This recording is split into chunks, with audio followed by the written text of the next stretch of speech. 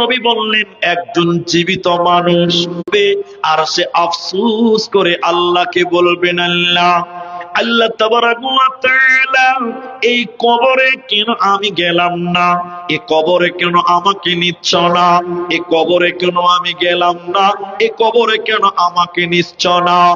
জীবিত মানুষ কেন কবরে যেতে চাইবে বন্ধুরে? হবে না, নামে মুসলিম হবে শুধু, ঈমান থাকবে না। একে পেতে না শুরু হলো, জেনে রাখো সবে মসজিদ হবে, অলিতে গলিতে নামাজি হবে না, নামে মুসলিম হবে শুধু, ঈমান থাকবে না। ওতে বন্ধুরে পৃথিবীর অশান্তি সহ্য করতে না পেরে মানুষেরা বলবে মাঝে, আমার দিকে দেখেন, একটু মুখটা খুলেন। অনেক মানুষ বলে আল্লাহ এত লোকের মরণ হয়েছে তুমি আমাকে দেখতে পাও না, বলে না ভাই? আরে বিষ খায় কেন মানুষে? শখ করে খায়। ফরডন বিষ কেন খাচ্ছে মানুষ? আপনি দেখেন, আপনি দেখেন, খালি রিপোর্ট দেখেন, বর্তমান খবর দেখেন আপনি, এত সুসাইড হচ্ছে কেন?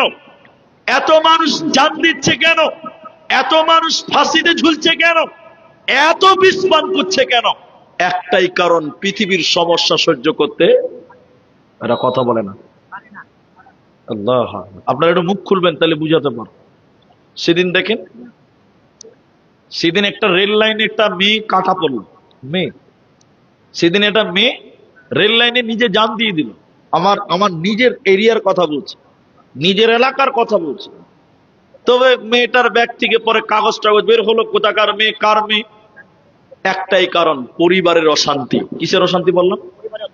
পরিবারের অশান্তি।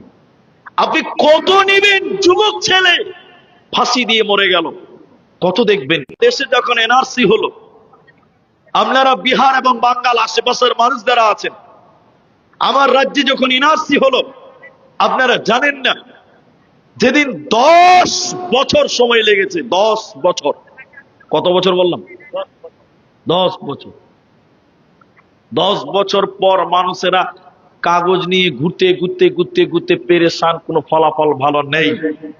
নিরুপায় হয়ে যখন নাগরিকত্ব পেল না, 19 লক্ষ লোক বাদ গেল। আপনি জানেন সেদিন 50-এর ঊর্ধ্বে লোক একদিনে সুসাইড করেছিল, অথচ এগুলো ন্যাশনাল মিডিয়া